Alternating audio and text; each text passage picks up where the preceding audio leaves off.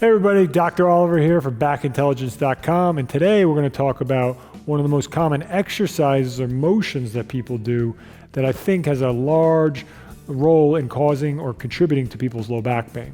And it's very simple. It's a forward fold. What is a forward fold? Simply bending over to touch your toes, but it's where you bend. So when we bend over, we can bend from our back, which is what a forward fold is, where all that flexion's coming through here. That's forward folding. We can also bend through our hips, which is preferable. We'll talk about that in a minute, but it's that forward folding, that bending through your low back where you take your spine and you really flex upon that lumbar spine or that lower spine a lot. And this is something people do all the time. Yoga tends to do this a lot. Some forms of yoga take you through forward folds a tremendous amount of times. And I know people generally find that it feels good to do this, right? Many people feel their back hurts. What are they going to do? I have patients come in my office all the time and I ask them, what do they do for their back pain? And they show me that exact thing. And I tell them immediately, you're not doing that anymore. You're done.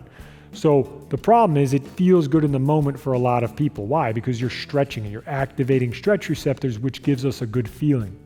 The problem really comes if we boil down and we look at the spine itself. So the spine are those vertebrae, those bones that are spaced out by those little discs.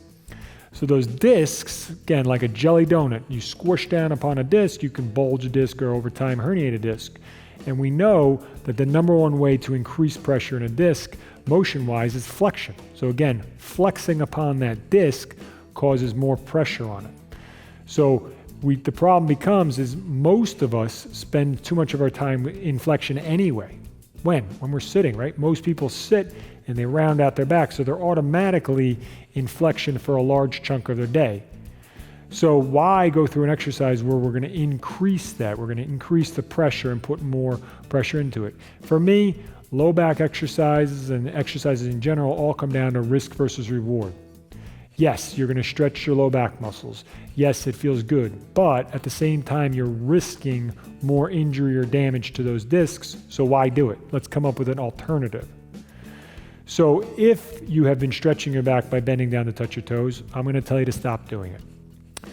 Instead of doing those sorts of things, I'd rather you do like a basic cat-cow exercise. You could get on all fours, get some good movement through your spine. Yes, you're actually flexing your spine a bit, but you're no longer hanging off your spine. So when I forward fold, I'm hanging off of my low back and putting a lot of pressure into it. If you do yoga, and I like yoga a lot of my patients do yoga, I do yoga, and I think it's a great way to get activity in. It's good for your core, but I would caution you on doing a lot of forward folding, if any at all, depending on your situation. You may find just by pulling forward folds out of your routine that your low back pain reduces significantly or goes away. So what are alternatives? So instead of forward folding, just keep a flat back. So again, instead of bending through our spine, if we hinge through our hip and keep a neutral spine, we can get here. We're going to get just as good of a hamstring stretch without stressing our back. So every time they want you to go into a forward fold, just go into that flat back position. You can rest your hands on your knees and just hold this position. Again, you're protecting your back, but you're getting a good hamstring stretch.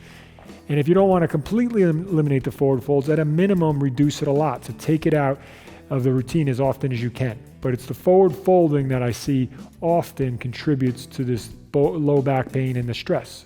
So why stress it if we don't have to? There's other ways to do it. So for stretching the low back instead, do the flat back for the forward fold, or get to the floor, do some cat-cows, even some child's pose. Again, these are all yoga things, but they're in a safer position because you're on your floor and you're not going to put as much stress or pressure into the discs themselves. So see how eliminating the forward fold does for you and reducing your back pain. It may go a long way in getting you to be pain-free. All right, thank you so much for joining us today. We hope you enjoyed the video, and if you did, make sure you like it, as well as subscribe to this YouTube channel for more videos just like this. Also, research shows that you need to strengthen your core if you want to alleviate some of that low back pain. And not only that, but you need to make sure that the exercises that you perform really target those deep core muscles, and you need to make sure those exercises are safe for your spine. Now we have a free PDF that we'd love to send you with some of the most effective and safest core exercises that you can do from your home. So if you'd like to get that PDF, there's going to be a link to it somewhere here on the video or down below in the description. Just go to that page, enter your email, and we'll send you that free PDF right away.